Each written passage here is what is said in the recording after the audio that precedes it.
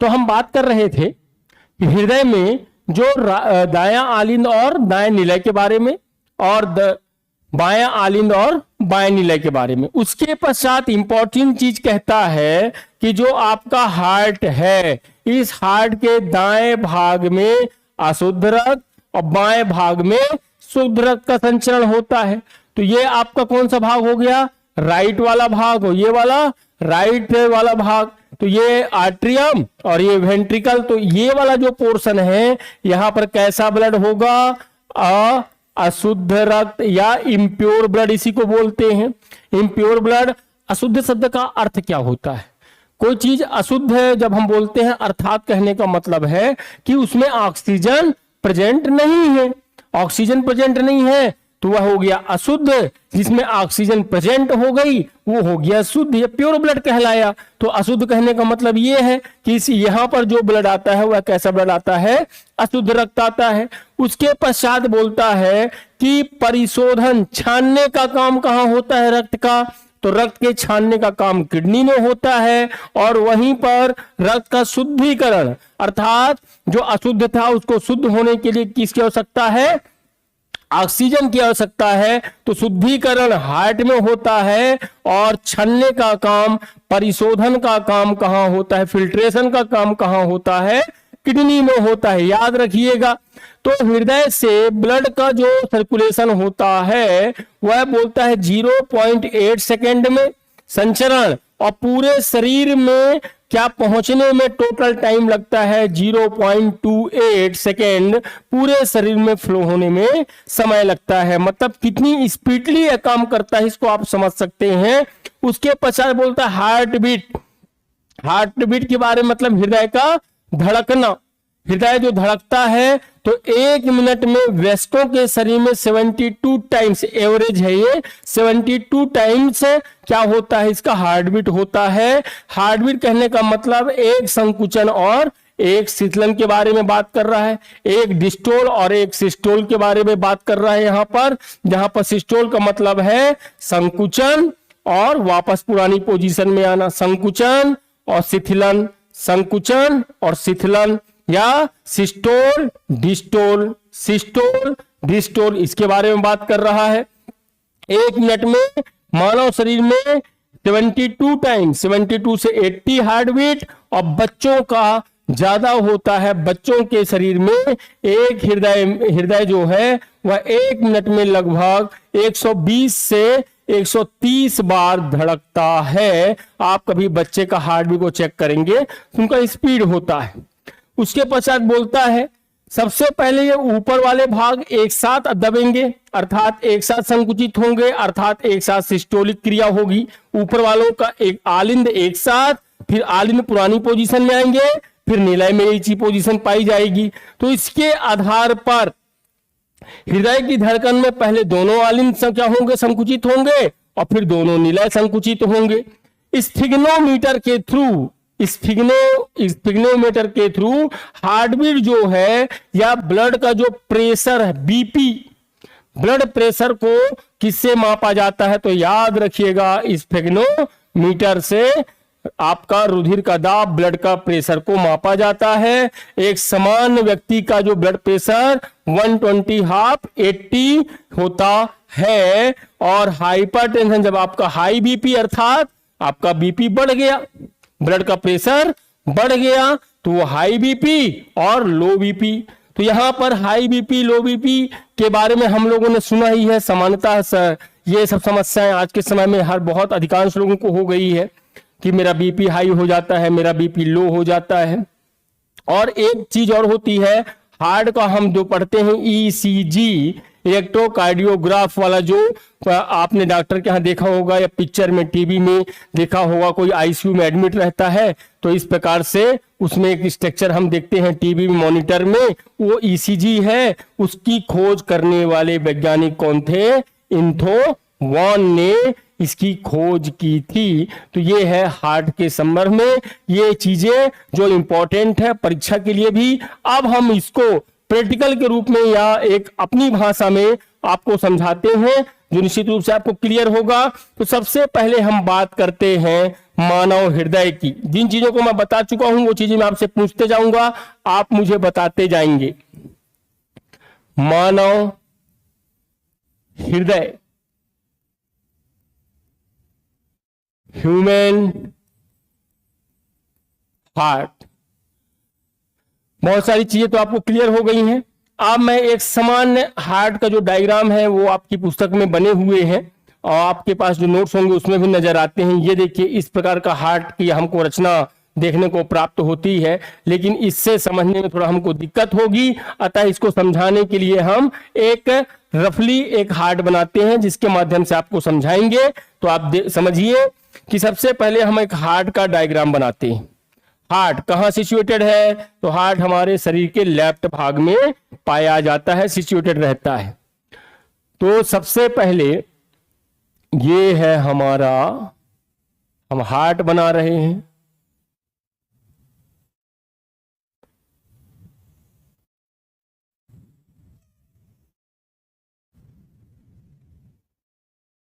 ये, और ये बीच में पाया जाता है सेप्टम, जिसको कहते हैं इंग्लिश में, क्या बोलते हैं? सेप्टम कहा जाता है।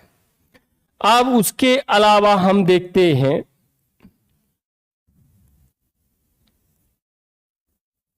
समझते चलिएगा, एक हार्ट को आप जानेंगे तभी जब आप उसको बनाने का प्रयास करेंगे। ये मैं जो एक लाइन बना रहा हूं पीले कलर से, यहां से रक्त आ रहा है शरीर के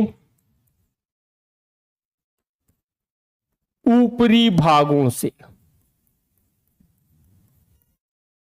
ऊपरी भागों से रक्त आ रहा है, ऊपरी भागों से रक्त आता है, इस सिरा से आएगा। तो इसको बोलते हैं अग्र सिरा, अग्र महासिरा भी कह सकते हैं। इसको क्या बोलेंगे? अग्र महासिरा और अग्र महासिरा। उसके अलावा शरीर के, देखिए शरीर के अग्रभाग और पश्च भाग के बारे में बता दूं आपको मैं। तो ये आपका हार्ट है। इस हार्ट से ऊपर जो सिराएं ब्लड को ब्रेन में या शोल्डर में, हाथों में लेकर के जा रही हैं, या लेकर के जाती हैं, या लेकर के इन भागों से जो वापस रक्त को लेकर के कहां पहुंचाती हैं? हार्ट में। उसको बोला हमने अग्र महासिरा का नाम दिया। अग्र महासिरा कहा, फिर से लिख देता हूं, अग्र महासिरा। इसी के अंतर्गत शरीर के नीचे वाले भागों से भी रक्त आता होगा। तो शरीर के नीचे वाले भागों से रक्त यहां से आया, इस प्रकार से।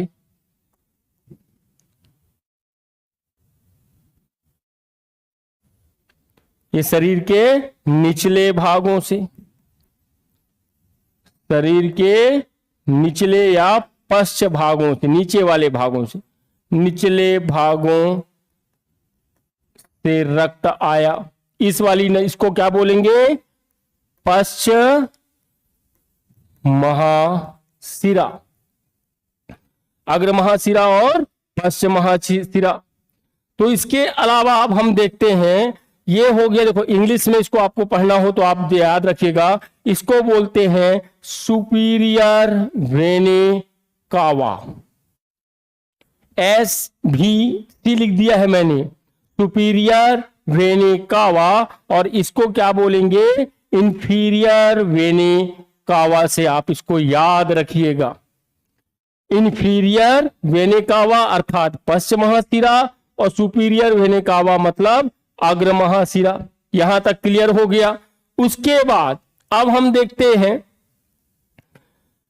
कि यहां पर ये कौन सा भाग है? ये ऊपर वाला भाग हो गया आलिंद और ये वाला निलय। तो यहां पर एक प्रकार से हम वो एक रास्ता बना रहे हैं। उस रास्ते में हम क्या करेंगे? एक वॉल्व रखते हैं, इस प्रकार से। तो इसको क्या कहते हैं? तो इसका नाम लिख लीजिएगा। इसको कहा जाता है ट्राइकस्पिड वॉल्व या त्रिवलनी कपाट। इस डायग्राम को यदि आप समझ गए तो आप हार्ट की संरचना को भी समझ जाएंगे और हार्ट में होने वाले वर्क को भी जान जाएंगे। तो ये हो गया एसवीसी सुपीरियर वेना कावा, ये इंफीरियर वेना कावा, और ये कौन सा कपाट है? त्रिवलनी कपाट हो। तो याद रखिएगा दाएं आलिंद और दाएं निलय के मध्य में कौन सा कपाट पाया जाता है? तो त्रिवलनी कपाट पाया जाता है। उसके पश्चात अब हम एक अलग कलर का उपयोग करते हैं। ये एक रास्ता यहां पर बना हुआ है, ये यहां से जो रक्त है इस नलिका के माध्यम से, यहां से इस प्रकार से, यहां से ब्लड यहां आया, यहां से ब्लड नीचे गया इस प्रकार से, और यहां से रक्त घूमते हुए नलिकाओं के माध्यम से यहां पर हमारे शरीर का क्या पाया जाता है? लंग्स पाया जाता है। लंग्स मतलब ग्रीन सिग्नल। तो यहां पर हम लंग्स बना देते हैं, फेफड़े बना देते हैं।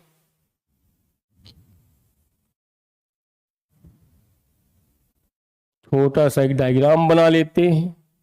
ये आपके क्या है? फेफड़े हैं। और फेफड़ों में क्या पाए जाते हैं? तो फेफड़ों में पाई जाती हैं कूपिकाएं, और इन कूपिकाओं में क्या होता है? एल्वुलाई जिसको कहते हैं। इन कूपिकाओं में क्या होता है? इन कूपिकाओं में ऑक्सीजन भरी हुई होती है। तो ये इस प्रकार से, ये अब यहां पर कैसा ब्लड आया? तो यहां पर लिख देता हूं, इस हिस्से में कैसा ब्लड आएगा? अशुद्ध रक्त आएगा। अशुद्ध रक्त यहां भी लिख देता हूं, अशुद्ध रक्त। इंग्लिश वाले ध्यान देना, मैं इम्प्योर ब्लड की बात कर रहा हूं, जिसमें ऑक्सीजन प्रेजेंट नहीं है। ये पूरा ब्लड कहां आया? इस वाले हिस्से में। इस हिस्से का नाम मैंने क्या लिखा? इस हिस्से को मैंने बोला दायां आलिंद कहा। इसको क्या नाम दिया मैंने? दायां निलय कहा। तो ये वाला हिस्सा कौन सा हिस्सा कहलाएगा? तो ये वाला हिस्सा हो जाएगा बायां आलिंद। अब आलिंद बोल रहा हूं मतलब आर्ट्रियम की बात कर रहा हूं, और यहां लिख दूंगा बायां निलय। क्लियर? ये हो गया लेफ्ट आर्ट्रियम, ये लेफ्ट वेंट्रिकल इंग्लिश में, हिंदी में बायां आलिंद और बायां निलय। अब देखिएगा, अब ये जो कैसा ब्लड है इधर? अशुद्ध है। अशुद्ध ब्लड अब यहां से इस प्रकार से, अब थोड़ा यहां पर हम समझेंगे तो ये यहां से इस प्रकार से आएगा।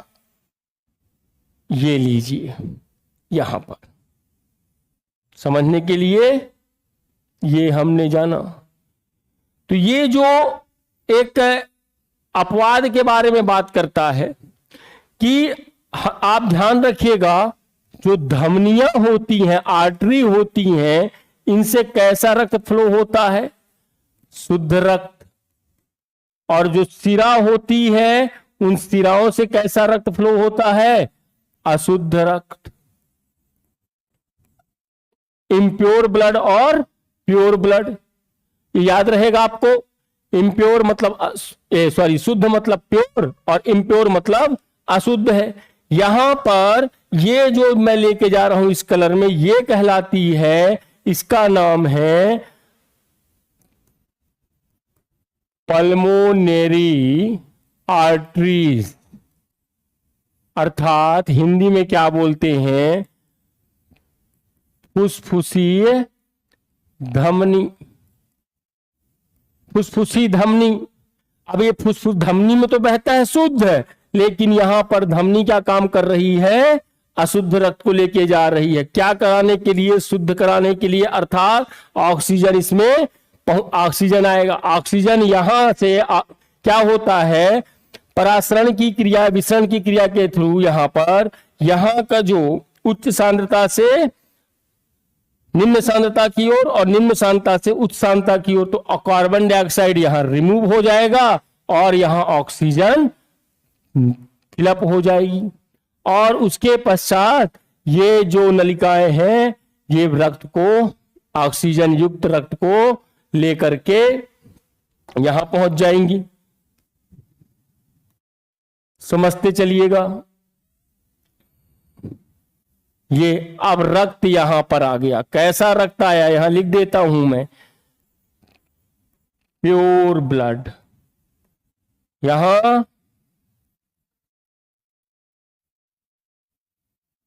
Impure blood. समझ में आ रहा है? ये प्योर शुद्ध रक्त, और मतलब यहां लिखा हूं तो इसको समझ जाना, यहां भी शुद्ध रक्त है और यहां अशुद्ध रक्त है। और यहां पर जो हमने, जब मैं बोलूंगा लेफ्ट आर्टरियम, तो लेफ्ट आर्टरियम को देखिएगा आप लोग।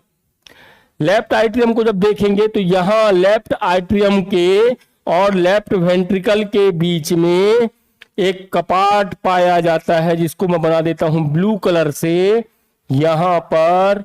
और ये होता है कौन सा कपाट, याद रखिएगा, बाइकस्पेड वॉल्व, या हिंदी में बोलते हैं इसको द्विवल्नी कपाट कहा जाता है। द्विवल्नी कपाट कहां प्रेजेंट है? बायां आलिंद और बाएं निलय के बीच में। उसके पश्चात यहां पर देखिए, अब ये ब्लड यहां से यहां आएगा, इस प्रकार से यहां से ब्लड कपाट के थ्रू यहां आएगा। यहां पर कपाट कहने का मतलब ये है कि जब इसमें प्रेशर पड़ता है, अर्थात इसमें जब ये संकुचित होता है, तो संकुचित होने से ये कपाट क्या हो जाते हैं? ओपन हो जाते हैं। तो एक साथ जब ये होगा, दोनों पोजीशन एक साथ, तो ये कपाट क्या हो जाएंगे? ओपन हो जाएंगे। ओपन हो जाएंगे तो यहां का ब्लड वॉल्व के थ्रू यहां पहुंच जाएगा। यहां पहुंचा, ये पुरानी पोजीशन में आया। अब जब पुरानी पोजीशन में आएगा तो कपाट जो प्रेशर से ओपन हो गए थे वो पुरानी पोजीशन में आ गए, अर्थात अब इधर का ब्लड ऊपर की ओर नहीं जाएगा, यहां से ब्लड ऊपर की ओर नहीं जाएगा, इसलिए कपाट वॉल्व पाए जाते हैं। ये परीक्षा में पूछे गए प्रश्न है कि राइट आर्टरियम और राइट वेंट्रिकल के बीच में कौन से कपाट पाए जाते हैं? तो ट्राइकस्पिड। लेफ्ट आर्टरियम और लेफ्ट वेंट्रिकल के बीच में बाइकस्पिड। या वॉल्व के बारे में समझ में आ गया, कपाट समझ में आ गया, कपाट का काम क्या है समझ में आ गया। अब यहां जो रक्त आया, यह रक्त शुद्ध रक्त आया इधर। अब ये शुद्ध रक्त क्या होगा? अब ये शुद्ध रक्त यहां से शरीर के विभिन्न भागों में चला जाएगा। शरीर के विभिन्न भागों में चला गया, और यहां से एक भाग ऊपर की ओर डिवाइड हो जाएगा, एक नीचे की ओर, अर्थात एक चला गया शरीर के ऊपरी भाग में और एक चला गया शरीर के निम्न भाग में। इसको क्या बोलते हैं? इसी को कहते हैं एरोटा। एरोटा क्या बोलते हैं? एरोटा, अर्थात महाधमनी कहा जाता है। यहां लिख देता हूं महाधमनी। और यही महाधमनी आगे चल करके दो भागों में विभाजित हो जाएगी, जो धमनी के रूप में विभाजित हो जाती है। तो ये क्लियर हो गया होगा आपको कि किस प्रकार से हार्ट का हमारा काम या फंक्शन करता है। तो इसमें हमने जान लिया, पूरे शरीर में चला गया। अब यहां पर ध्यान दीजिएगा, यहां पर ध्यान आपको क्या देना है? तो यहां पर हमको ध्यान ये देना है कि ये कपाट, क्वेश्चन तो हो गए, यहां पर हम लिख देते हैं महत्वपूर्ण तथ्यों को आप याद रखिए। इंपॉर्टेंट फैक्ट आप याद रखिएगा। पहला फैक्ट क्या याद रखेंगे? तो यहां पर आप याद रखिएगा कि दायां आलिंद अर्थात राइट आर्टरियम, दाएं आलिंद व दायां निलय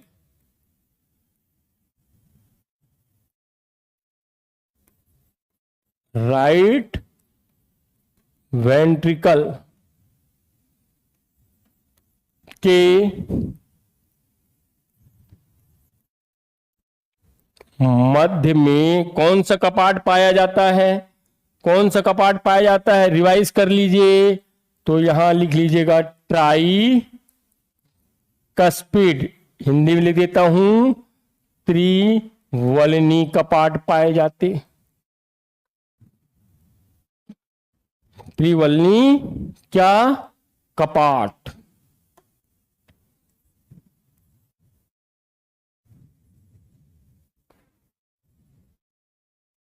कपाट पाए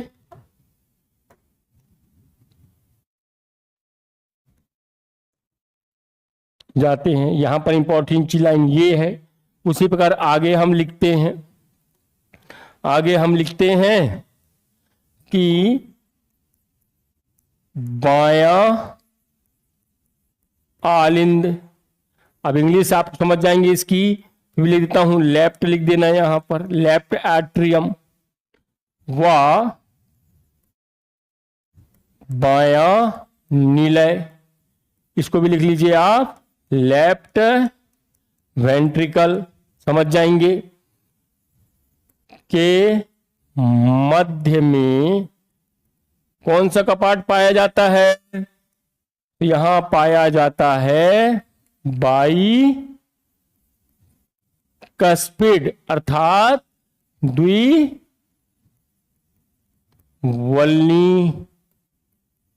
कपाट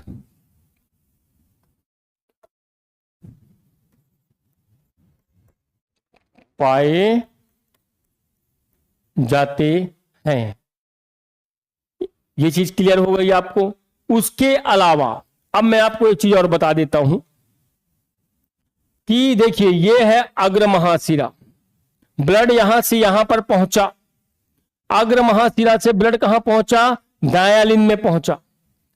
तो यहां से ब्लड जब यहां पहुंचा, तो यहां से जब ब्लड यहां पहुंचता है तो ब्लड कहीं वापस ना चला जाए, तो ये अग्र महाशिला के बीच में भी क्या पाया जाता है? ध्यान दीजिएगा, इंपॉर्टेंट चीज बता रहा हूं, यहां पर भी कपाट पाया जाता है। ये लीजिए, इसको फुल अप कर देता हूं, ये भी क्या है? एक वॉल्व है, कपाट है। कहां?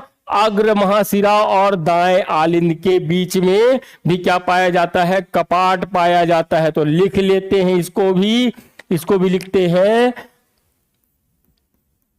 क्या? कि SVC अर्थात सुपीरियर वेने कावा। हिंदी में क्या बोला इसको मैंने? अग्र महाशिरा। ये आपके लिए बहुत काम की जानकारी दे रहा हूं। सुपीरियर वेने कावा, अग्र महाशिरा व दायां राइट आर्ट्रियम के बीच में एक वॉल पाया जाता है। अब याद, अग्र महाशिरा में जो वॉल पाया जाता है इसको बता रहा हूं मैं, के बीच में अर्थात अग्र महाशिरा में कपाट या वॉल्व पाया जाता है, उसे कौन सा वॉल्व कहते हैं?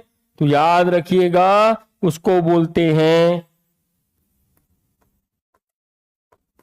हैवर्सियन वॉल्व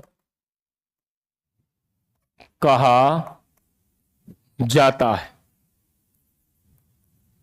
हैवर्सियन वॉल्व कहा जाता है। क्लियर? हैवर्सियन वॉल्व जान लिया हमने, बाइकस्पिड वॉल्व जान लिया हमने, और ट्राइकस्पिड वॉल्व जान लिया, और हैवर्सियन वॉल्व जान लिया।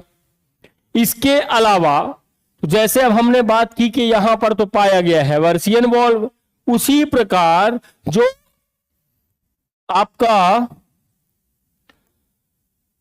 पश्चिम महाशिरा है, ये वाला पश्चिम महाशिरा जो होता है, यहां से भी ब्लड आ रहा है, तो ब्लड वापस उसी नलिका में न जाए, तो यहां पर भी एक कपाट पाया जाता है।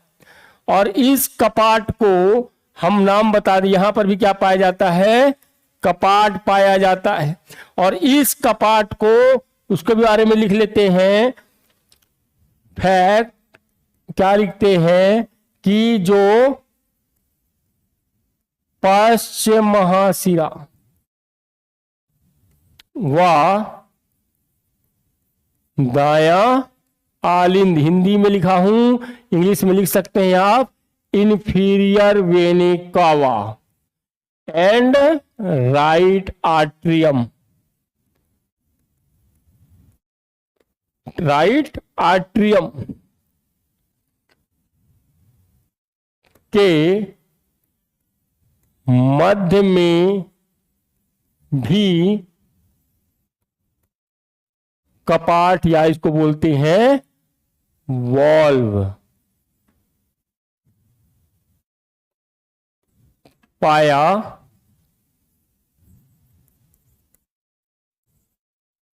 जाता है, जिसे, उस वॉल्व का नाम लिख रहा हूं, याद रखिएगा, उस वॉल्व को, जिसे क्या कहते हैं, जिसको बोलते हैं, उसका नाम है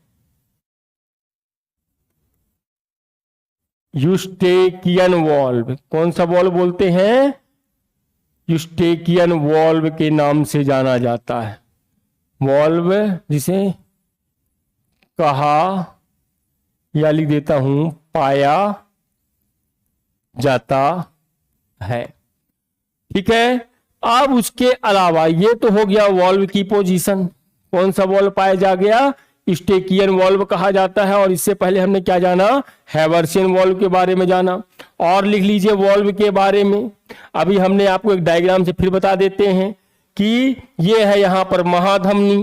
तो जो महाधमनी है, इस महाधमनी में भी यहां पर, महाधमनी में भी यहां पर बोलता है वॉल्व पाए जाते हैं। महाधमनी में भी क्या पाए जाते हैं, वॉल्व पाए जाते हैं। उसको भी लिख लेते हैं। क्या लिख लेते हैं कि महाधमनी, अर्थात क्या नाम लिया उसका मैंने, एरोटा। महाधमनी में भी अर्ध चंद्राकार कपाट, इंग्लिश में लिख देते हैं सेमी, ठीक है, semi lunar, semi lunar valve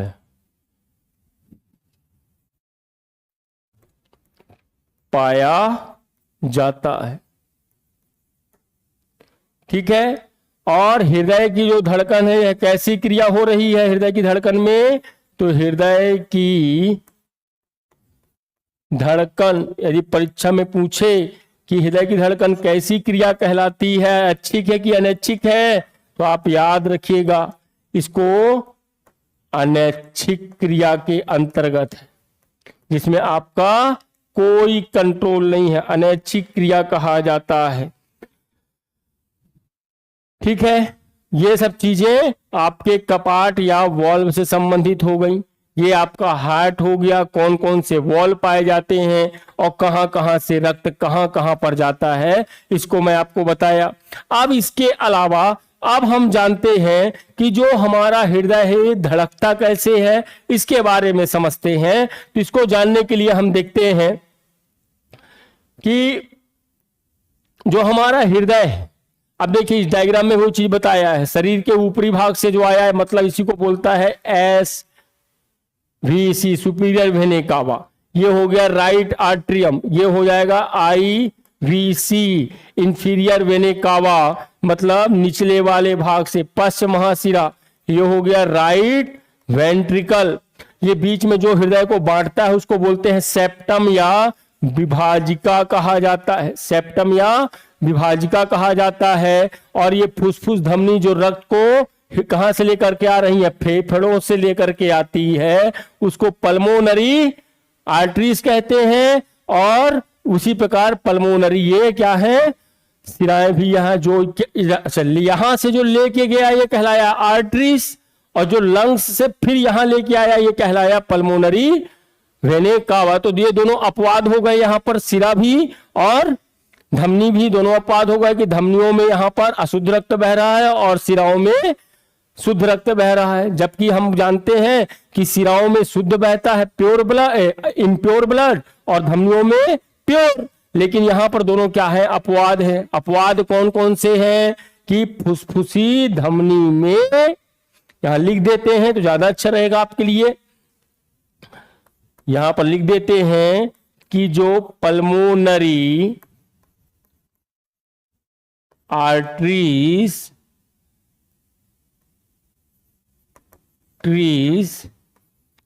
में अशुद्ध रक्त का प्रवाह होता है। यह क्या है, एक अपवाद है, लिख लेना है कोष्टक में। यह भी क्या है, एक अपवाद है। फुसफुसी धमनी के बारे में बोल रहा हूं। और इसी के अलावा और लिख लीजिएगा कि जो पल्मोनरी वेन्स में शुद्ध रक्त अर्थात प्योर ब्लड, ये इम्प्योर, ये हो गया इम्प्योर और ये हो गया प्योर, प्योर ब्लड का प्रवाह होता है। यह भी क्या है, एक अपवाद है।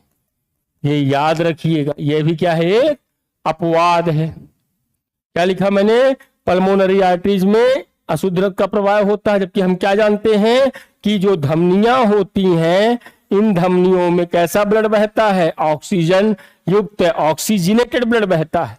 ऑक्सीजनेटेड बोल दिया मतलब उसी को प्योर बोल रहा हूं मैं। डीऑक्सीजनेटेड बोल दिया मतलब जिसमें अशुद्ध है उसकी बात कर रहा हूं मैं। तो यहां पर ये चीजें आपको क्लियर हो गई। अब इसके अलावा और मैं इसमें इंपॉर्टेंट चीज आपको बता देता हूं कि जो आपका ब्लड है, इस ब्लड के अंतर्गत जब हमने एक हार्ट का, फिर से हम डायग्राम बना रहे हैं, ये मान लीजिए हमारा हार्ट है,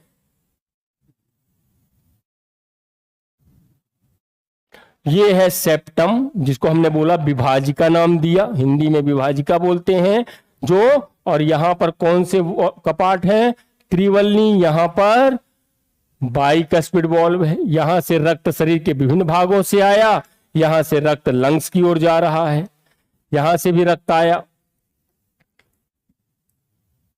इस प्रकार से शरीर के विभिन्न भागों से। और ये कहां जा रहा है, रक्त यहां लिख देता हूं, फेफड़ों की ओर जा रहा है, और ये रक्त यहां से आ रहा है।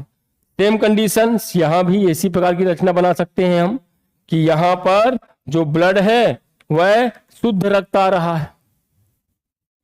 यहां ये कैसा ब्लड आ रहा है, यहां शुद्ध आ रहा है, यही तो आप पढ़ रहे हो जब से आप। और यहां पर क्या है, हमारा फेफड़ा है।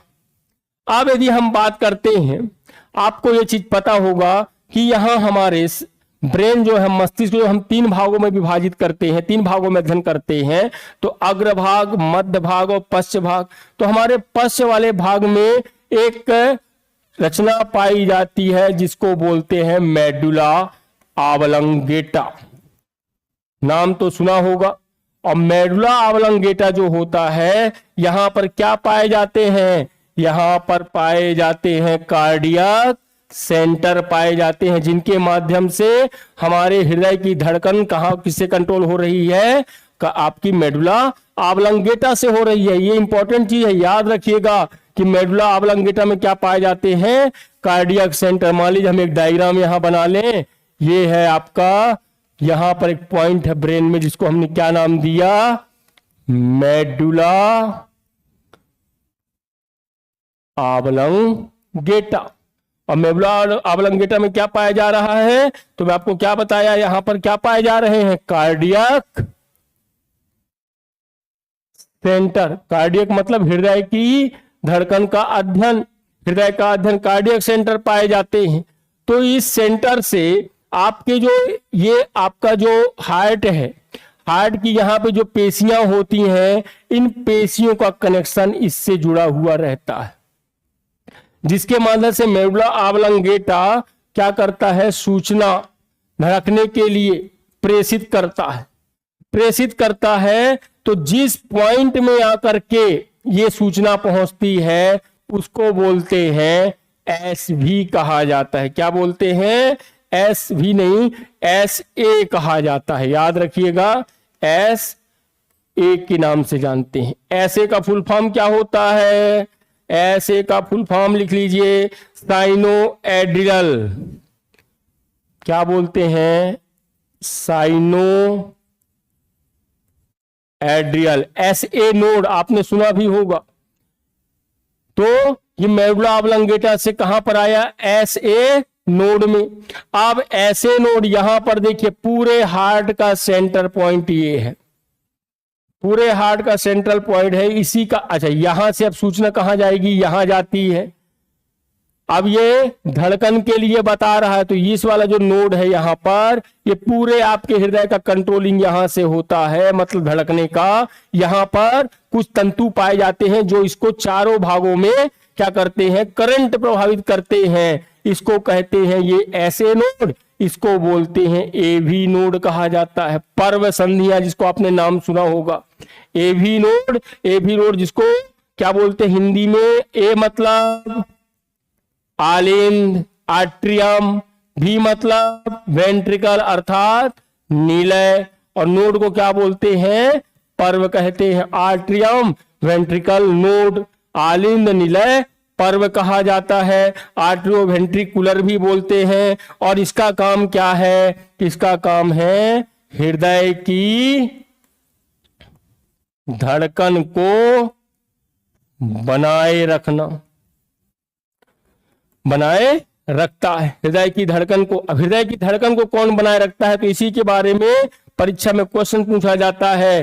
तो AV नोड या इसी को हम यही क्या करता है? पूरे इसको एक धड़कन को बनाए रखने में काम करता है। इसी कारण इसको पेस मेकर भी कहते हैं, पेस मेकर।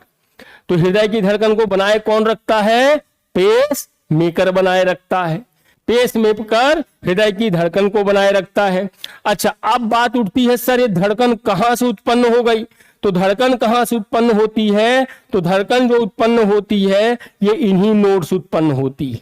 और इस नोड को क्या बोला हमने? SA अर्थात धड़कन की उत्पत्ति। समझिएगा, धड़कन की उत्पत्ति अर्थात यहां से मेडुला ऑब्लंगेटा से सूचना कहां आई? SA नोड में कि धड़कन प्रवाहित करना है, तो धड़कन की सूचना यहां देता है AV नोड में, जिससे हमारा हृदय धड़कना चालू करता है। तो इसको बोलेंगे जो पूरे हृदय की धड़कन को बनाए रखता है, अर्थात AV नोड पेसमेकर, और धड़कन की ये बनाए रखता है। और ये क्या काम कर रहा है? तो ये धड़कन की उत्पत्ति करता है। कौन? SA नोड, जिसको हिंदी में क्या बोलते हैं? सिरा और आलिंद नोड, पर्व कहा जाता है। तो हृदय की धड़कन की उत्पत्ति, जिसको हमने क्या नाम दिया? पेस मेकर के बारे में जाना। पेस मेकर का काम क्या हुआ? धड़कन की उत्पत्ति या धड़कन को बनाए रखने में मदद करता है आपके हार्ट में। अब जो आपके हार्ट में जो धड़कन जा रही है, जो धड़कन को बनाए रखने में मदद कर रही है, उसके बारे में यदि हम जाने तो आपके सभी जगह हल्के हल्के छोटे छोटे से ऐसे इसमें तंतु पाए जाते हैं। क्या पाए जाते हैं? इस प्रकार से हल्के हल्के से छोटे छोटे पतले पतले इसमें कुछ तंतु पाए जाते हैं। और ये जो तंतु होते हैं, जो पूरे आपके हार्ट के हर चेंबर की पेशियों में, मसल्स में इस प्रकार से ये पूरे भागों फैले हुए रहते हैं। तो ये जो तंतु होते हैं, इन तंतु, इनको क्या बोलते हैं? इनको बोलते हैं पुरकिंजे तंतु। क्या बोलते हैं? पुरकिंजे तंतु के नाम से जाना जाता है। कौन सा तंतु नाम बोला मैं? पुरकिंजे तंतु कहते हैं। और यही पुरकिंजे तंतु, इसी के एक नाम और आता है, आपने सुना होगा, जब इन तंतुओं को एक साथ क्या कहा जाता है? तो एक साथ इसको कहते हैं हिज के बंडल के नाम से जानते हैं। जो पूरे हार्ट में आपका जो तंतुओं का समूह पाया जाता है उसको क्या बोलते हैं? हिज के बंडल के रूप में हम जान गए। तो बंडल्स ऑफ हिज कहलाते हैं और ये जो तंतु है इनको क्या बोलते हैं? पुरकिंजे तंतु के नाम से हम जानते हैं। तो निश्चित रूप से आपको बहुत सारी चीजें यहाँ पर नई चीजें भी पता चली होंगी और ये सब परीक्षा में क्वेश्चन आते हैं। पुरकिंजे तंतु जो धड़कन को प्रेषित करता है, इन सब तंतुओं को एक साथ क्या बोलते हैं? हिज के बंडल कहा जाता है। ये मेडुला ऑब्लंगेटा, मेडुला ऑब्लंगेटा से मानव हृदय की धड़कन का क्या होता है? नियमन होता है। किसका नियमन होता है? ध्यान रखिएगा, धड़कन का। धड़कन का नियमन किसके द्वारा होता है? मेडुला ऑब्लंगेटा के थ्रू होता है। अब यहां पर जो हृदय है, मतलब ये जो पॉइंट है ये बड़ा इंपॉर्टेंट है। मानव शरीर का हृदय कौन सा है? तो मानव शरीर का हृदय ये हमारा ये है। तो ये हो गया हमारा मानव हृदय, ये प्राथमिक हृदय। अब यदि परीक्षा में आपको मैं क्वेश्चन दे रहा हूं कि द्वितीयक हृदय किसे कहा जाता है, तो इसको आप बताएंगे कि द्वितीयक हृदय किसे कहते हैं। भाई आपका जो ब्लड का फ्लो है आज धड़कन के थ्रू ब्लड कहां चला गया? देखिए अब यहां पर और समझिएगा। अब ये आपका हार्ट है, हार्ट काम कर रहा है। अब हार्ट में क्या होता है? ब्लड यहां से आया, इधर से निकला, इधर से आया, इधर से निकला। तो लेकिन यहां पर कौन सी क्रिया पाई जा रही है? तो ये वाला जो पोर्शन है कौन सा है? आर्ट्रियम वाला पोर्शन है, ये वेंट्रिकल वाला है। तो इनके बीच में क्या पाया जाता है? डिस्टोल और सिस्टोल पाए जाते हैं। ये ऊपर वाला एक बार दबता है तो यहाँ का ब्लड यहाँ की ओर आ गया, यहां से ब्लड यहां आ गया और फिर ये पुरानी पोजीशन में आया, ये अपना फिर इसमें संकुचन हुआ। तो सिस्टोल संकुचन, डिस्टोल शिथिलन। आप लिख सकते हैं इसको भी कि हृदय की धड़कन के बारे में हमने जाना, हृदय की धड़कन के बारे में जाना। तो यहां पर एक क्वेश्चन आपसे पूछ रहा हूं मैं, क्या क्वेश्चन है कि मानव हृदय की धड़कन, हार्टबीट का नियमन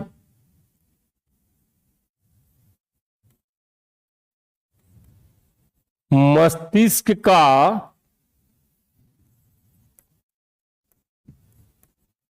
कौन सा भाग करता है? तो इसका आंसर आप लिख लीजिए। इसका आंसर हो जाएगा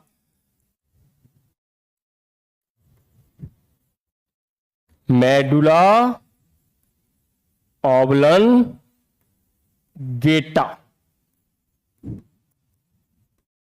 मेडुला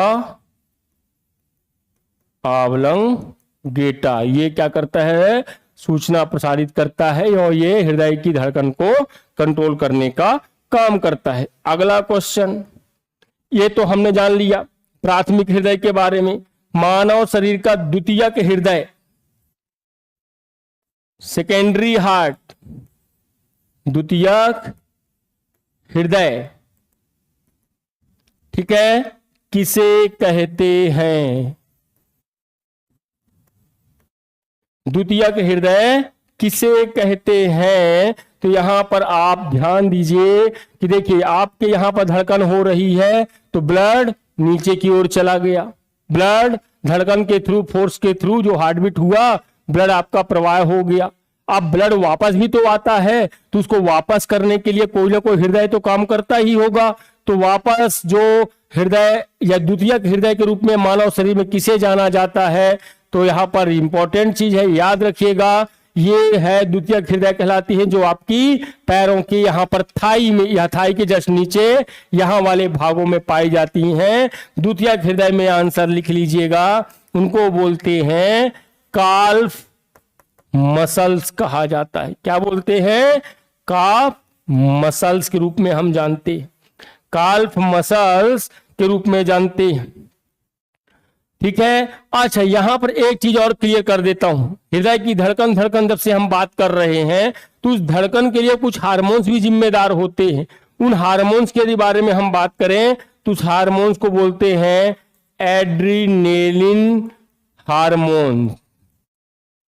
एड्रीनेलिन हार्मोन्स, इस हार्मोन्स का काम क्या है? ये आपकी हृदय गति को बनाए रखने का काम करता है, हृदय गति को बनाए रखने में। और यहीं पर नॉन एड्रीनेलिन होगा जो हृदय की धड़कन को बढ़ा देता है, और एक एड्रीनल हार्मोन्स जो धड़कन को बनाए रखता है। तो इस प्रकार से हम हृदय की धड़कन के बारे में जाना हमने। अब यदि हम हृदय का रक्त परिसंचरण का अध्ययन करें तो इसको कैसे आप पढ़ेंगे, इसको जान लीजिए कि जो रक्त है, ये सीरीज पूछा जाता है कि सबसे पहले रक्त कहां से आया। तो सबसे पहले हम यहां से स्टार्ट कर देते हैं, शरीर के विभिन्न भागों से रक्त, ऐसी आप भी याद कर लीजिएगा। अब विभिन्न भाग बोल दिया मतलब अग्र और पश्च दोनों बोल रहा हूं। अब ये रक्त आया तो रक्त कहां आता है? सबसे पहले आया राइट आर्टरियम में, राइट आर्टरियम में आया। विभिन्न भागों से रक्त यहां आया, राइट आर्टरियम में आया। राइट आर्टरियम से रक्त कहां जाता है? तो ये गया राइट या दायां निलय में पहुंचा। याद करते चलिए, ये आपको क्रम पता होना चाहिए कि शरीर के विभिन्न भागों से रक्त दाएं आलिंद में आया, दाएं आलिंद से दाएं निलय में गया, दाएं निलय से फिर कहां जाता है? तो दाएं निलय से यहां पर लिख देता हूं पल्मोनरी धमनी। पल्मोनरी धमनी से अब रक्त कहां जाएगा? तो रक्त जाएगा फेफड़े में, लंग्स। याद रखिएगा रक्त कहां गया, सॉरी हाँ, रक्त कहां गया? तो रक्त गया लंग्स में। कैसा ब्लड है यहां पर लिख देता हूं, अशुद्ध रक्त। कहां गया? दायां दायां आलिंद, दायां निलय, पल्मोनरी धमनी के थ्रू फेफड़े में गया। पल्मोनरी, अब ये फेफड़े से अब यहां पर ब्लड कैसा हो गया? तो यहां हो गया शुद्ध हो गया। अभी तक कैसा था? अशुद्ध था, या अशुद्ध बोल दें, या यहां पर क्या इसमें था? कार्बन डाइऑक्साइड था। कैसा था इसमें? ब्लड में कार्बन डाइऑक्साइड थी, ब्लड में कार्बन डाइऑक्साइड थी। और यहां से ये अशुद्ध रक्त कहां गया? लंग्स में। अब लंग्स से वही ब्लड कैसा हो गया? शुद्ध हो गया, अर्थात यहां पर ऑक्सीजनेटेड हो गया। तो इसको लेके कौन गया? इसको लेके जाता है पल्मोनरी सिरा, वेन्स। अब मैं ग्रीन में लिख दिया हूं, मतलब ऑक्सीजन यहां पर आ चुका है। ऑक्सीजन आ गया मतलब यहां पर ऑक्सीजन ऑक्सीजनेटेड हो गया, अर्थात शुद्ध रक्त हो गया, शुद्ध रक्त। अब शुद्ध रक्त कहां जाएगा? तो शुद्ध रक्त जाएगा अब कहां? यहां पर अब लिख देते हैं आपका बायां आलिंद में। कहां गया? बाएं आलिंद में गया। बाएं आलिंद से अब कहां जा रहा है? तो बाएं आलिंद से जाएगा बायां निलय। इंग्लिश बोल देता हूं, बायां निलय मतलब लेफ्ट वेंट्रिकल, और ये लेफ्ट आर्ट्रियम।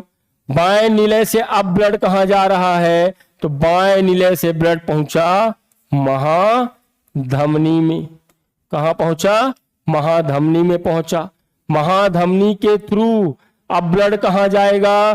तो महाधमनी के थ्रू ऑक्सीजनेटेड ब्लड शरीर के विभिन्न भागों में जाता है।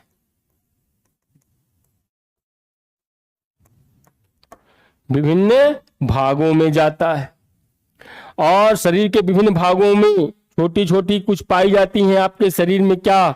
महाधमनी थोड़ी मोटी नलिका होती है, तो ये यहां से विभाजित होकर के धमनी में महाधमनी, छोटी छोटी पतली पतली बन गई धमनी, जिसको आर्टरीज कहते हैं हम।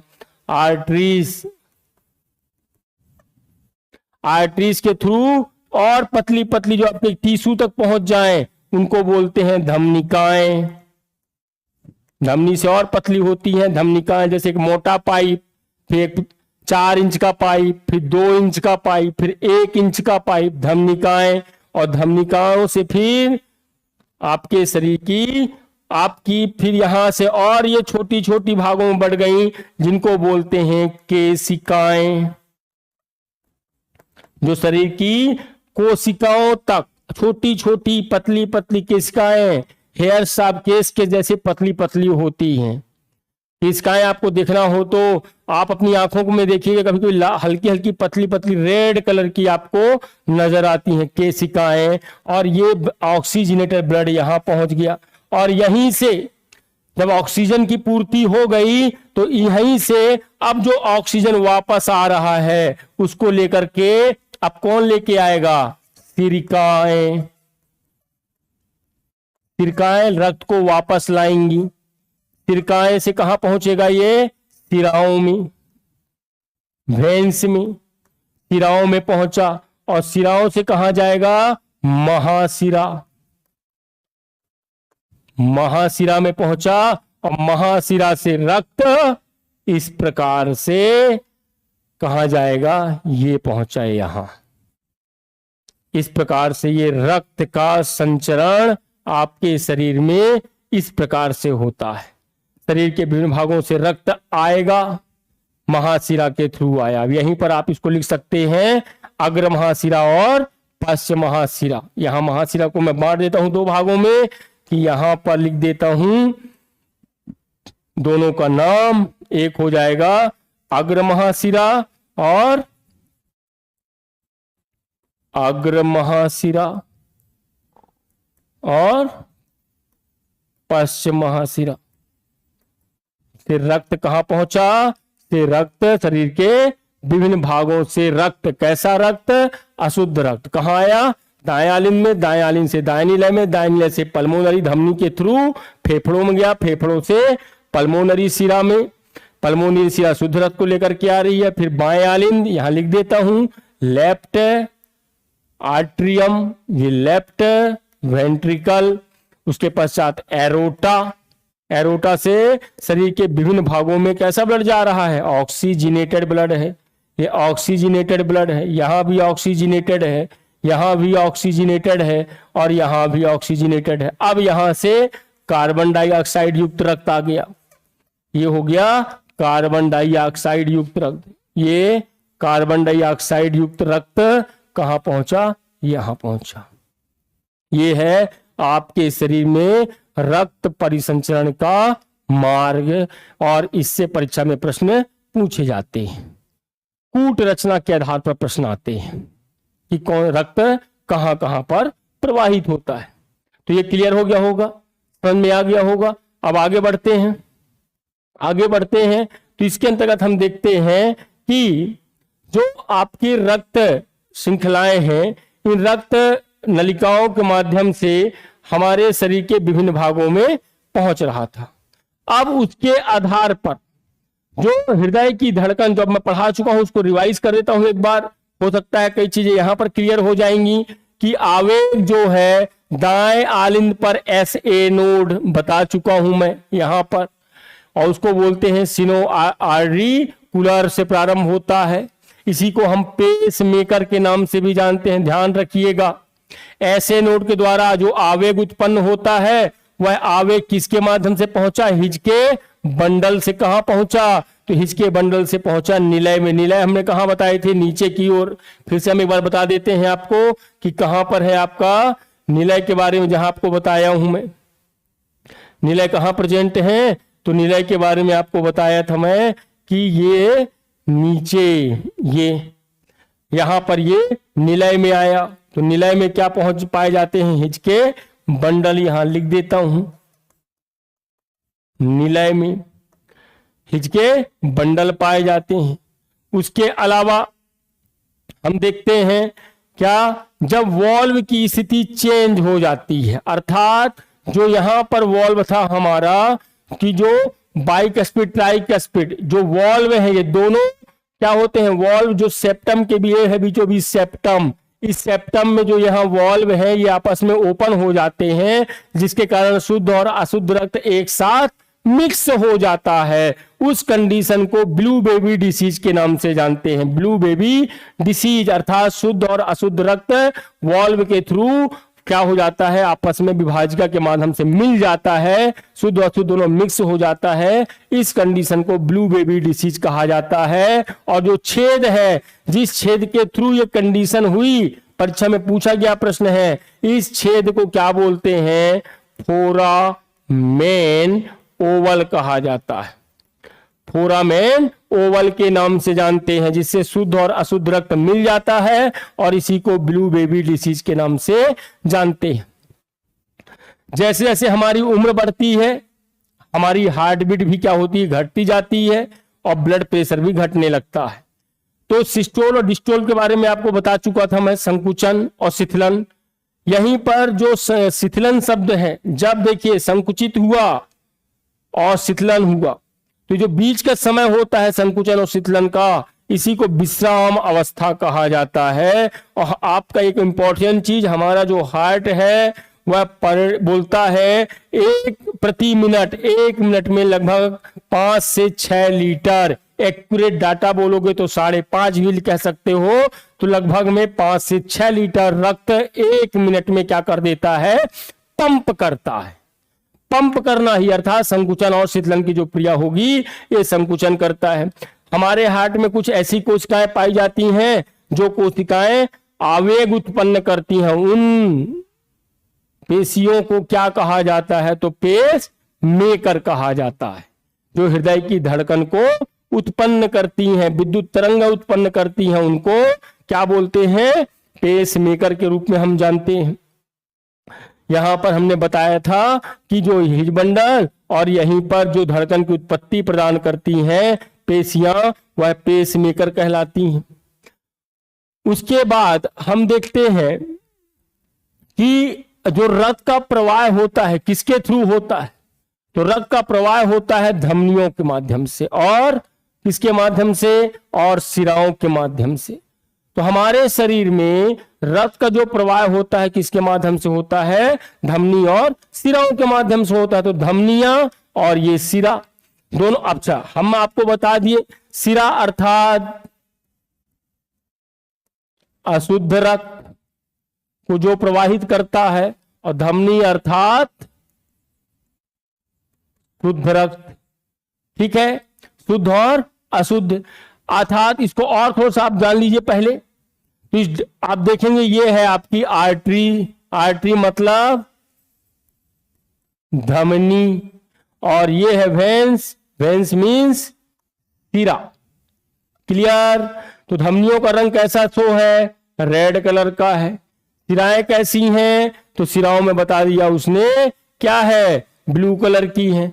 ये देखिए इस डायग्राम को आप देखेंगे तो और शायद आपको समझ में आ जाए। इंफीरियर वेना कावा और सुपीरियर अग्र महाशिरा, ये पश्च महाशिरा, ये पल्मोनरी वॉल्व, यहाँ ट्राइकस्पिड वॉल्व, जो इनके बीच में राइट आर्ट्रियम और राइट वेंट्रिकल के बीच में जो कपाट पाया जाता है उसको बोलता है ट्राइकस्पिड, और यहाँ पाया जाता है उसको बोलते हैं बाइकस्पिड या मिट्रल वॉल्व के नाम से भी जाना जाता है, द्विवल्नी कपाट बोलते हैं। तो हम जान रहे थे धमनी और शिरा के बारे में।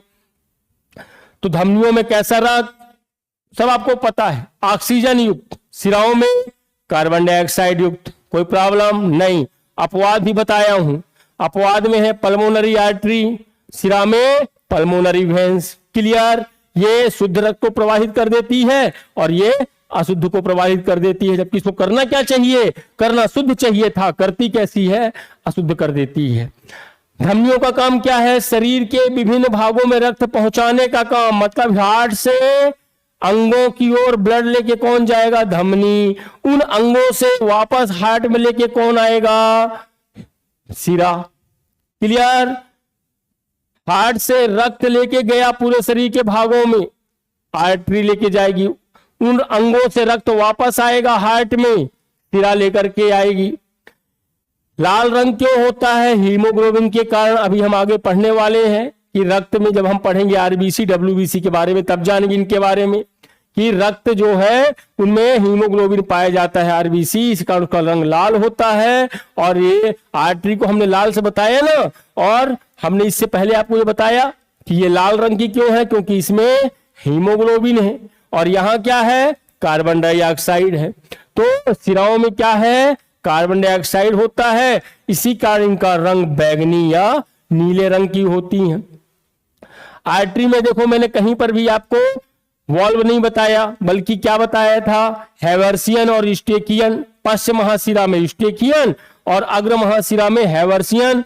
तो याद रखिएगा, धमनियों में कपाट नहीं पाए जाते बल्कि सिराओं में कपाट पाया जाता है, जहां पर मैंने आपको हैवर्सियन और यूस्टेकियन के बारे में बताया था। धमनियां आपके शरीर की अंदर गहराइयों में स्थित होती हैं, जबकि यह शरीर की ऊपरी सतह पर पाई जाती हैं। इसकी दीवारें थोड़ा मोटी होती हैं, ये लचीली और पतली होती हैं। इसकी जो दीवारें हैं, मतलब इस प्रकार से रचना पढ़ें तो यहाँ पर जो बीच का स्पेस है ये थोड़ा सकरा होता है, जबकि ये थोड़ी सी चौड़ी होती हैं। ये खाली होने पर पिचकती नहीं है, जबकि ये जैसे ही इनमें ब्लड नहीं होगा ये क्या हो जाती हैं? चिपक जाती हैं। जब आदमी की मृत्यु हो जाती है, डेथ हो जाती है, तो क्या होता है? पूरा जो रक्त है वह कहाँ चला जाता है? सिराओं में चला जाता है। आर्टरी पूरी ओपन का खाली हो जाती हैं, जबकि सिराओं में जंतु की मृत्यु के बाद पूरा ब्लड इसमें पहुंच जाता है। यह है धमनी और सिरा में अंतर। क्लियर है? कहाँ स्थित है? तो ये शरीर की ऊपरी सतह पर और ये शरीर की गहराइयों पर। यहां पर बात करें तो बैगनी रंग की कार्बन डाइऑक्साइड के कारण, यहां बात करें हीमोग्लोबिन के कारण लाल रंग की होती हैं। यहां कपाट पाए जाते हैं, धमनियों में कपाट नहीं पाए जाते हैं। ये सब बेसिक चीजें हैं जो आपको पहले से जानकारी है और अभी अपनी क्लास में जानकारी हो गई। तो ये हार्ट के बारे में हमने जान लिया कि हार्ट में किस प्रकार से यह काम करता है। इसके अलावा अब हम जानते हैं, जब हमने शुरुआत में आपको बताया था कि मानव हृदय के जो अंग है उसमें हमने पहला देखा हृदय, दूसरा देखा हमने क्या? ब्लड वेसल्स देख लिया। अब तीसरा आता है हमारा ब्लड के बारे में कि जो ब्लड है, इस ब्लड के बारे में जब हम बात करते हैं तो ब्लड क्या है? तो ब्लड एक तरल संयोजी ऊतक है, कनेक्टिंग टिश्यू कहा जाता है, अर्थात ये ऊतकों से मिलकर के बना हुआ भाग होता है रक्त का। हमारे जो रक्त है, रुधिर है, उसमें लगभग टोटल हमारा जो वेट है हमारे शरीर का, उसमें लगभग 7% भार किसका है? ब्लड का होता है। जहां पर हम ब्लड में देखते हैं कि कार्पल्स पाए जाते हैं, डब्ल्यूबीसी, आरबीसी और प्लेटलेट्स के रूप में पाए जाते हैं। ये तीन कार्पल से कणिकाएं हैं जो किसमें पाई जाती हैं? ब्लड में पाई जाती हैं। स्वस्थ मनुष्य के शरीर में 5 से 6 लीटर क्या पाया जाता है? ब्लड पाया जाता है। ब्लड का पीएच वैल्यू, आपने कई बार हम जब चोट लग जाती है, चाकू से हाथ कट जाता है सब्जी अब्जी काटते समय, तो हम ब्लड को ऐसे मुंह में रख लेते हैं, तो क्या वो खट्टा लगता है? नहीं लगता है, बल्कि हल्का सा कसैला टाइप का, अर्थात यह क्षारीय प्रकृति का होता है। रक्त का पीएच वैल्यू कितना होता है? तो 7.4 इसका पीएच वैल्यू होती है। और इसका काम क्या है? तो ये ऑक्सीजन को शरीर की विभिन्न भागों में पहुंचाने का काम करता है और साथ में ये कोशिकाओं में पहुंचा और उत्सर्जी पदार्थों को लेकर के वापस आता है, अर्थात कार्बन डाइऑक्साइड जो कोशिकाओं से वापस लाने का काम भी कौन करता है? रक्त करता है। और हमारे शरीर में रोग प्रतिरोधक क्षमता बढ़ाने में भी मदद करता है। क्लियर है ब्लड के बारे में? 7.4 इसका पीएच वैल्यू हो गया, क्षारीय प्रकृति का होता है, तरल संयोजी ऊतक है, इसमें कणिकाएं पाई जाती हैं, डब्ल्यूबीसी, आरबीसी और प्लेटलेट्स। इसके आगे और बढ़ते हैं हम कि जो ब्लड है, कंपोजिशन ऑफ ब्लड के बारे में देखें, किन किन चीजों से मिलकर के ब्लड बनता है। इंपॉर्टेंट है, जानना भी जरूरी है कि हमारे ब्लड में यदि हम टोटल 100% की बात करें कि जो हमारा ब्लड है, उस ब्लड में 45% पार्ट किसका होता है? प्लाज्मा का होता है, याद रखिएगा। ब्लड में 55% भाग किसका है? प्लाज्मा का है। और उसके अलावा अब कितना बचा? 45% भाग और बचा। 100 में 55% भाग तो प्लाज्मा में चला गया, अब बचा लगभग 45%। तो 45% भाग किसका है? तो 45% भाग ये है, जिसमें से 4% आपकी व्हाइट ब्लड सेल्स और प्लेटलेट्स हो जाएंगे। यहीं पर आरबीसी, डब्ल्यूबीसी, प्लेटलेट्स पढ़ेंगे। और बाकी ये हो डब्ल्यूबीसी और प्लेटलेट्स, ये टोटल ब्लड का 4% भाग। और सबसे ज्यादा मात्रा में पाई जाती हैं आरबीसी, अर्थात कणिकाएं कितनी? 45%। प्लाज्मा कितना? 55%। याद रहेगा। इसको आप इस तरीके से भी लिख सकते हो कि जो रक्त है, रक्त या ब्लड, इस ब्लड को यदि हम बात करते हैं तो दो भागों में हम बांटते हैं। तो एक भाग हो गया हमारा प्लाज्मा और दूसरा भाग हो गया हमारा रक्त कणिकाएं, कार्पल्स, ब्लड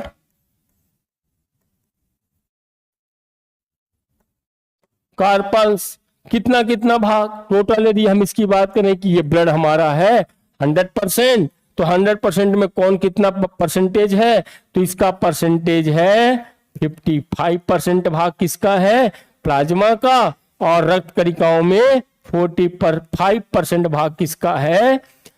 रक्त कणिकाओं का। उसको और डिटेल से उसने बताया है, थोड़ा सा चित्र ने उसने ये बताया आपको कि 4% जो पार्ट है वह पार्ट डब्ल्यूबीसी एंड प्लेटलेट्स का है, और बाकी 41% भाग जो है वह किसका है? आरबीसी का है। ठीक है, कोई दिक्कत? मुझे लगता है दिक्कत नहीं होनी चाहिए। ब्लड का कंपोजिशन हमने देखा कि 55% प्लाज्मा और 45% ब्लड कार्पल्स। उसके बाद हम देखते हैं कि जो रक्त है, देखिए फिर से यहां पर रक्त के बारे में बता रहा है। रक्त में हमने जाना प्लाज्मा का परसेंटेज कितना? 55%। और रक्त कणिकाएं कितनी? 45%। यहां तक क्लियर। उसके आगे देखते हैं रक्त कणिकाएं में कितनी कणिकाएं होती हैं? 3, आरबीसी, डब्ल्यूबीसी और प्लेटलेट्स। 45% भाग में तीनों हो गए, कोई दिक्कत नहीं होनी चाहिए। अब जो आरबीसी हैं और जो प्लेटलेट्स हैं, इनके बारे में एक एक करके जानेंगे। सबसे पहले को यहां पर उसने एक डायग्राम से आपको बताया है कि जो डब्ल्यूबीसी होती हैं, ये डब्ल्यूबीसी जो होती हैं, इसको आप पूरा फुल स्क्रीन में पढ़ते हैं कि जो डब्ल्यूबीसी है, ये इसको आप लिखना चाहें तो लिख भी सकते हैं कि डब्ल्यूबीसी में 2 प्रकार की कणिकाएं पाई जाती हैं।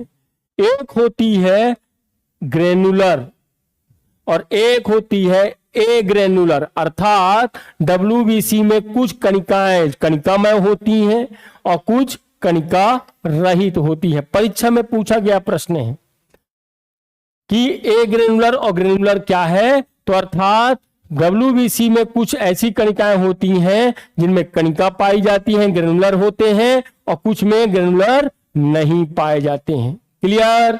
उसके बाद देखते हैं कि भैया चलो ठीक है, क्लियर हो गया कि कणिकामय। अब कणिकामय में कौन कौन सी कणिकाएं हैं? तो एक यहां लिख लेना, एसिडोफिल, एसिडोफिल।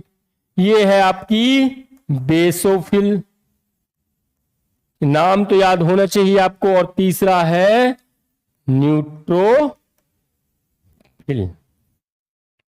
ये हो गया एसिडोफिल, बेसोफिल और न्यूट्रोफिल। और कणिका रहित में मोनोसाइट्स, नाम सुना होगा, लिम्फोसाइट्स। और लिम्फोसाइट्स इनको लिम्फ कोशिका भी कहते हैं। इसमें बीटा बी लिम्फोसाइट्स और टी लिम्फोसाइट्स, बी लिम्फोसाइट्स और टी लिम्फोसाइट्स के रूप में हम इनको जानते हैं। अब इसकी ये चीजें आपको याद होनी चाहिए कि WBC के कौन कौन से प्रकार हैं, कौन कौन सी उसमें कणिकाएं पाई जाती हैं। थोड़ा सा आप चाहें तो इसका स्क्रीनशॉट ले सकते हैं और आपको याद करने में आसानी हो जाएगी। अब इसके बाद हम देखते हैं कि जो अभी हमने देखो इससे पहले क्या बताया आपको, रक्त के बारे में जब हम पढ़ रहे थे तो रक्त में हमने जाना कि हमारा जो शरीर में जो रक्त पाया जाता है, इस रक्त में हम देख रहे हैं वेस्कुलर कनेक्टिंग सिस्टम में ब्लड और पाई जाती हैं लसिका पाई जाती हैं, लसिकाएं जिसको हम बोलते हैं लिम्फ कहा जाता है। अब इसके बारे में आपको थोड़ा सा बता दूं मैं लिम्फ के बारे में कि हमारे शरीर में एक लसिका तंत्र भी पाया जाता है जिसको बोलते हैं लिम्फेटिक सिस्टम कहा जाता है। जिस प्रकार हमारे शरीर में रक्त परिसंचरण तंत्र और लसिका परिसंचरण तंत्र पाया जाता है, इसलिए इसको दोहरा परिसंचरण तंत्र भी कहते हैं, डबल सर्कुलेटरी सिस्टम भी कहते हैं। मानव शरीर में दोहरा परिसंचरण तंत्र पाया जाता है। लसिका, अब सबसे पहली चीज तो दिमाग में ये आती है, सर ये लसिका क्या होता है, लसिका क्या होता है। तो अभी हमने आपको क्या बताया, प्लाज्मा और रक्त कणिकाएं ये कहाँ प्रभावित होती हैं, कहाँ आप इसका सर्कुलेशन होता है, धमनियों के माध्यम से होता है, एक दबाव से बहती हैं, उसी को हम ब्लड प्रेशर कहते हैं, ब्लड प्रेशर। अच्छा, अब ब्लड प्रेशर में आप जाओगे थोड़ा सा यहां पर, तो जब नलिकाओं में बहता है तो इतना तीव्र गति से बहता है। देखो ये आपके सामने एक डायग्राम बना है, ये है रक्त नलिका, और इस रक्त नलिका में क्या प्रवाहित हो रहा है, रक्त। रक्त में कौन कौन सी चीजें हैं, RBC red blood cell, WBC white blood cell और ब्लड प्लेटलेट्स पाए जाते हैं। और इसके ये कितना है, ये 45, और साथ में क्या था 55% प्लाज्मा। ये सब कहां बह रहा है, नलिकाओं में बह रहा है। अच्छा, जब ये बहता है तो जो नलिकाएं होती हैं, ये आपके शरीर की जो कोशिकाएं हैं या जो ऊतक है उनके वहीं पर से ये नलिकाओं का फ्लो होता रहता है। ये नीचे जो डायग्राम बना है ये आपके शरीर के ऊतक हैं, और ये ऊतक किससे मिलके बने हैं, तो ये ऊतक कोशिकाओं से मिलकर के बने हुए हैं। किससे मिलके बने हैं, कोशिकाओं से मिलके बने हैं। अब जब ये इन्हीं की सतह के ऊपर ये क्या बहती हैं, ब्लड नलिकाएं, वाहिकाएं, तो क्या होता है, दबाव या फोर्स के कारण इनमें से कुछ जो छना हुआ भाग है रक्त का, ये इनकी दीवारों से यहां पर क्या हो जाता है, रिस रिस करके यहां पहुंच जाता है। तो ये नलिका और ये ऊतक, इनके बीच का जो जगह है इसको बोलते हैं इंट्रासेलुलर स्पेस। क्या बोलते हैं, इंट्रा सेलुलर स्पेस कहते हैं। ये वाला जो जगह बीच में है इसको बोलते हैं इंट्रा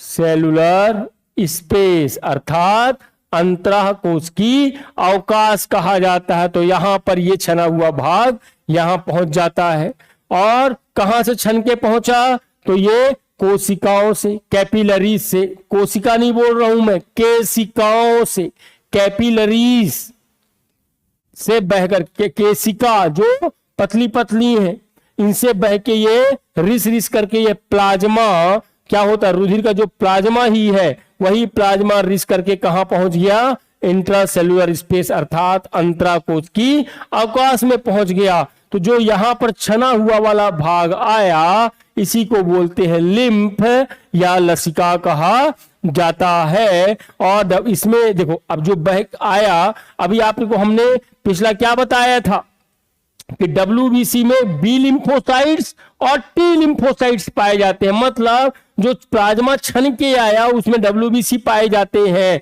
इसी कारण इसे लिम्फ कोशिका कहते हैं। और ये लसिका का काम क्या है, तो ये रुधिर, लसिका का काम क्या है, तो ये आपकी केशिकाएं और ब्लड जो रुधिर के बीच में मध्यस्थता का कार्य करता है, मीडिएटर का काम करता है, और ये भी कोशिकाओं तक WBC सेल्स को, कार्पल्स को पहुंचाने में मदद करता है। इसी कारण इसको हम मानव शरीर को में डबल सर्कुलेटरी सिस्टम पाया जाता है।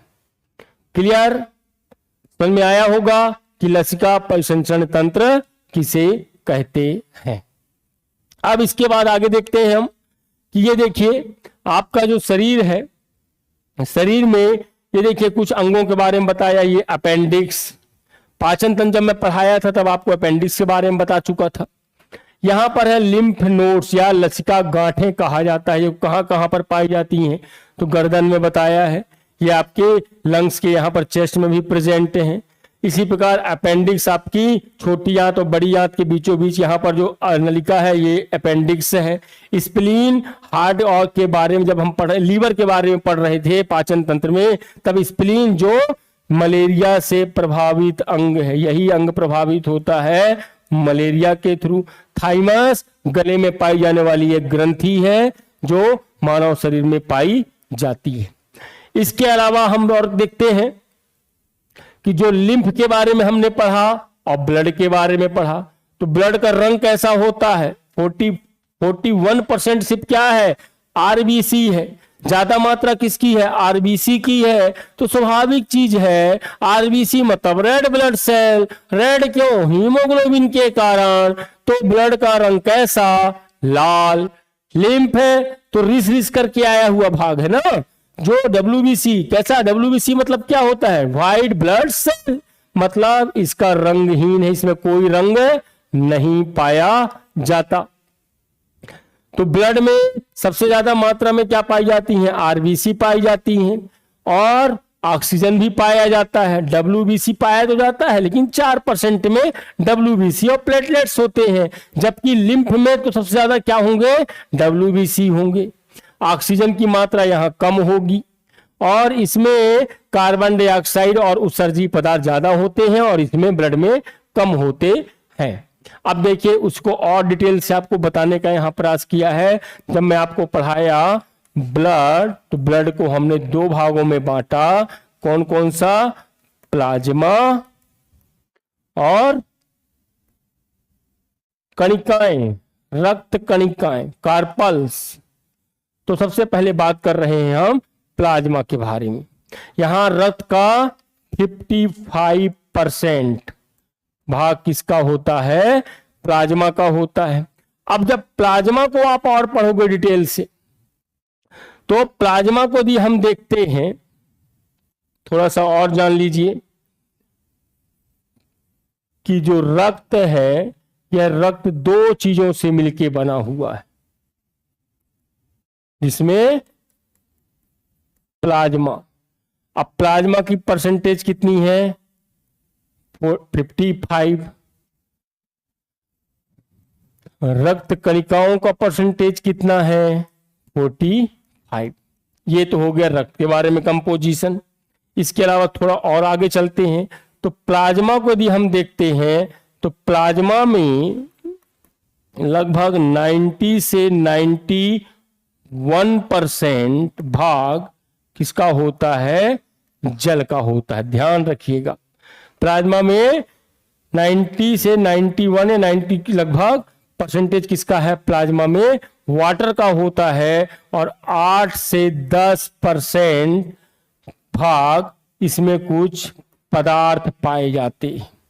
उन पदार्थों के बारे में बात करते हैं तो यहां पर क्या है, सिर्फ वाटर है और यहां कुछ पदार्थ पाए जाते हैं।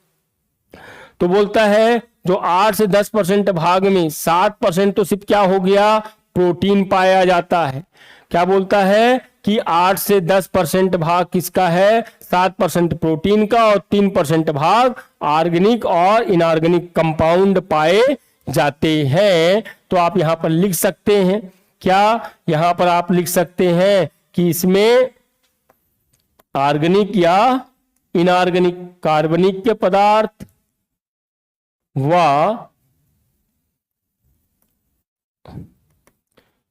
अकार्बनिक पदार्थ, इनऑर्गेनिक कंपाउंड्स, और क्या पाया जाता है इसमें, और इसमें प्रोटीन पाए जाते हैं। प्रोटीन में नाम दिया उसने ग्लोब्यूमिन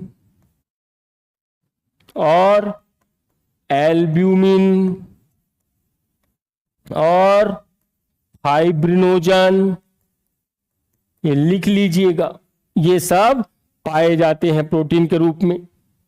उसके अलावा शरीर के अंदर धमनी और शिरा में हिपेरिन जो क्या होता है, हिपेरिन जो पाया जाता है, ये हिपेरिन कारण हमारा शरीर में जो ब्लड है वह जमता नहीं है, शरीर के अंदर हमारा रक्त का क्लॉट नहीं हो पाता। किसके कारण? हिपेरिन नामक पदार्थ, प्रोटीन के कारण हमारे शरीर में ब्लड का क्लॉटिंग नहीं हो पाता। जब और जैसे ही रक्त में बाहर आता है, शरीर से बाहर क्लॉट होता है, तो फाइब्रिनोजन के कारण इसका क्लॉट बनता है। याद रखिएगा कि इसमें ग्लोब्यूल, एल्ब्यूमिन, फाइब्रिनोजन और क्या जाना हमने, और हमने क्या पढ़ा यहां पर लिख लीजिएगा, प्रोथ्रोम्बिन, ये सब प्रोटीन्स पाए जाते हैं। और याद रखिएगा प्लाज्मा में ही एंटीबॉडी को भी लिख लीजिएगा, एंटीबॉडी पाए जाते हैं। अभी पढ़ा ना हमने कि WBC अर्थात बी लिम्फोसाइट्स और टी लिम्फोसाइट्स के रूप में। और यहां क्या पढ़ेंगे कणिकाओं में, तो कणिकाओं में हम पढ़ेंगे कि कणिकाएं जो होती हैं ये 3 प्रकार की होती हैं, हमने आपको पहले ही बता चुके हैं, RBC, WBC और प्लेटलेट्स। अब RBC का काम क्या है ये हम पढ़ने जा रहे हैं, WBC को भी पढ़ेंगे और प्लेटलेट्स को भी पढ़ेंगे। तो देखिए तीनों के बारे में यहां पर डायग्राम से आपको समझा रहा हूं मैं।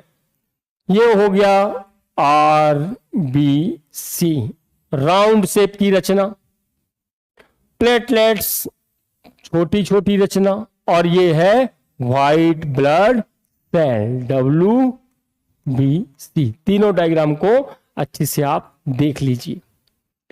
RBC, platelets, white blood cell WBC, ये रक्त कणिकाएं हैं जो रक्त में पाई जाती हैं। ये आपकी क्या है, रक्त की नलिकाएं हैं, और इन रक्त नलिकाओं में देखिए ये गोल गोल राउंड शेप में जो नजर आ रहा है, ये क्या है, RBC है। ये छोटे छोटे से क्या है, प्लेटलेट्स हैं, और ये क्या है यहाँ पर दिखाई दे रहा है, व्हाइट ब्लड सेल WBC है।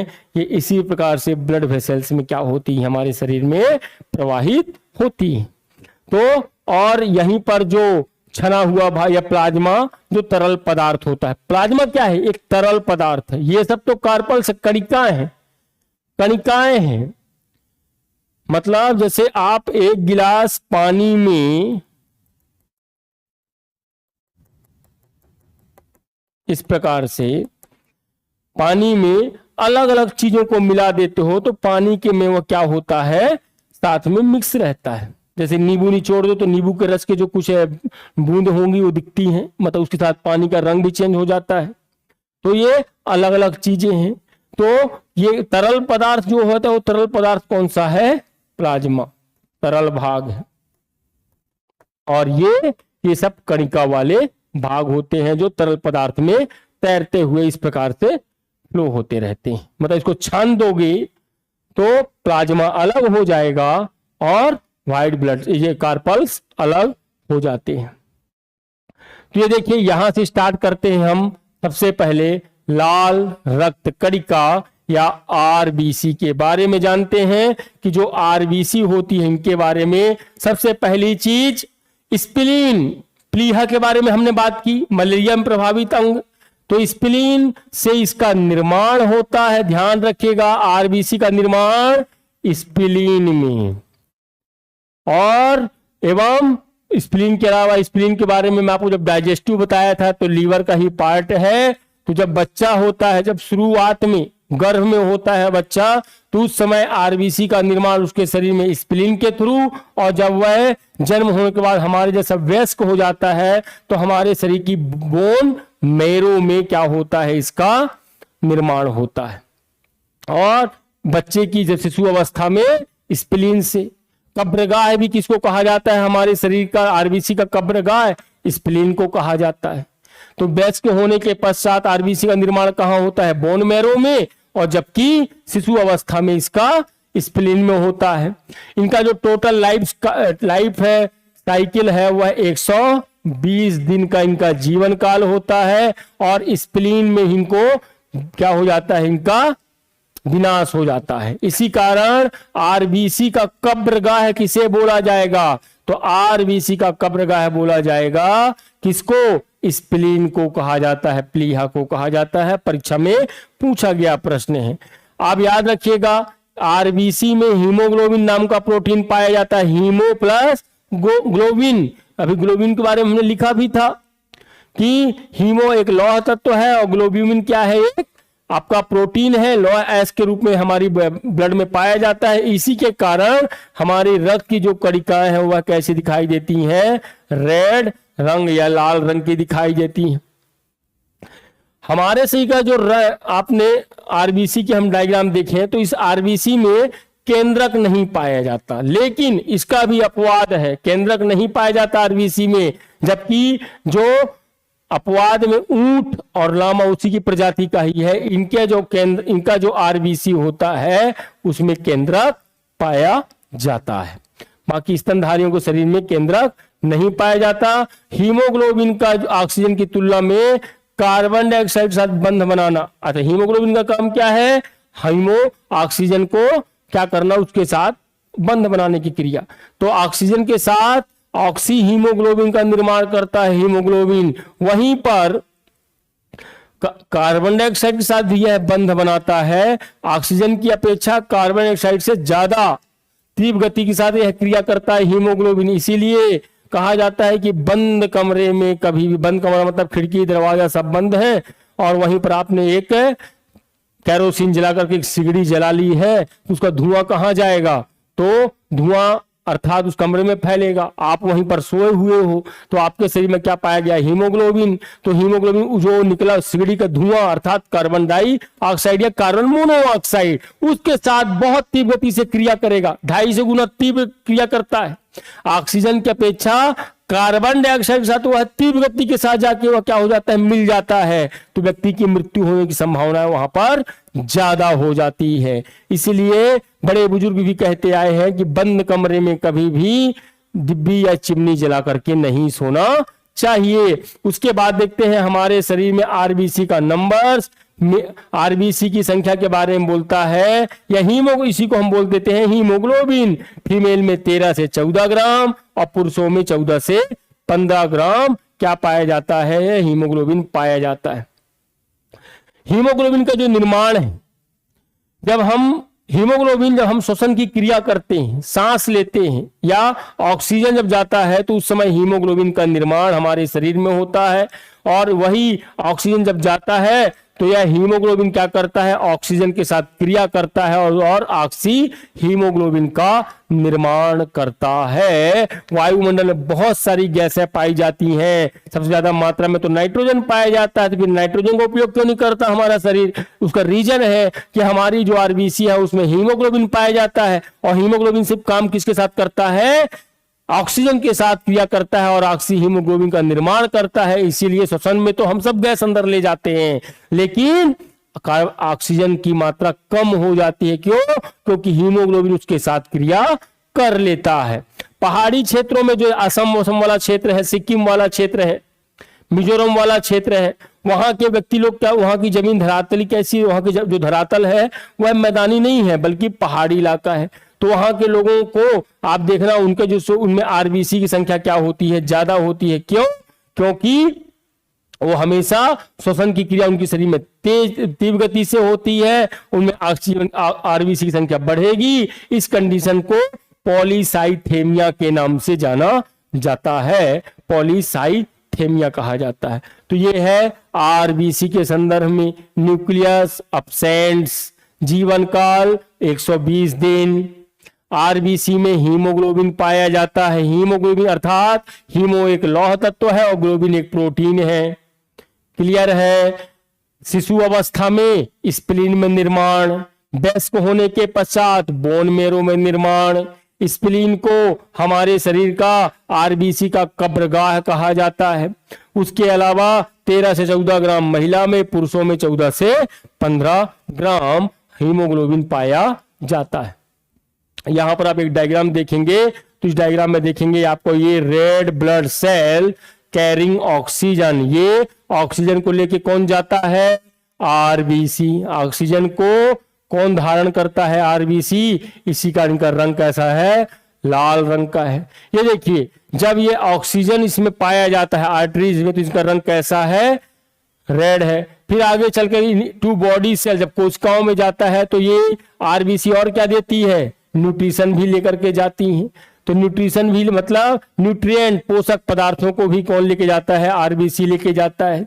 उसके पश्चात कैपिलरी, आप देखो इसने ऑक्सीजन किसको दे दिया, ऑक्सीजन उसने दे दिया कोशिका सेल्स को दे दिया, और आरबीसी ने और क्या दे दिया कोशिका को, और उसने दे दिया एक तो ऑक्सीजन दे दिया और क्या दे दिया, और न्यूट्रिएंट अर्थात पोषक पदार्थ किसको दे दिए, उसने कोशिका को दे दिए। अब आगे बढ़ा, अब यही कोशिका क्या दे रही है, तो यही कोशिका उसी आरबीसी को दे रही है कार्बन डाइऑक्साइड और वेस्टेज मटेरियल अर्थात उत्सर्जी पदार्थ। फिर उत्सर्जी पदार्थ को अब जैसे ही ऑक्सीजन यहां से रिलीज हुआ, कार्बन डाइऑक्साइड जुड़ा, तो इसका रंग कैसा दिखाई दे रहा है, ब्लू, अर्थात यहां पर red blood cell with no oxygen, यहां ऑक्सीजन नहीं है अर्थात ब्लू, यहां ऑक्सीजन है मतलब रेड। और यहीं से आगे कहां चला गया, फिर ये टू वेन्स में, आर्टरी से कहां चला गया, ब्लड वेन्स में चला गया, और वेन्स से फिर हृदय के भागों में क्या होता है, रक्त का पहुंचता है। तो यह प्रोसेस है, निश्चित रूप से आपको समझ में आया होगा कि किस प्रकार से यह क्रिया हमारे शरीर में रक्त की होती है। तो ये रक्त परिसंचरण तंत्र के अंतर्गत हमने जान लिया रक्त के बारे में, हृदय के बारे में, पेसमेकर के बारे में, हिज बंडल के बारे में, यूस्टेकियन हैवर्सियन वॉल्व के बारे में, लगभग बहुत सारी चीजें आपको मैंने क्लियर करने का प्रयास किया है। आप इस क्लास को 2 से 3 बार लगातार सुनेंगे, कॉपी से लिख करके उसकी तैयारी करते जाएंगे, तो आपका लगभग रक्त परिसंचरण तंत्र 50% से लेकर के 70% तक तैयार हो जाएगा। इसके पश्चात की जो हमारी क्लास होगी उसमें हम पढ़ेंगे WBC के बारे में, प्लेटलेट्स के बारे में और ब्लड ग्रुप के बारे में। तो निश्चित रूप से आप क्लास में बने रहें, कोशिश हमारी पूरी है कि आपकी तैयारी पूरी होती जाए और आपको समझ में आते जाए। तब तक के लिए नमस्कार, मिलते हैं नेक्स्ट वीडियो में।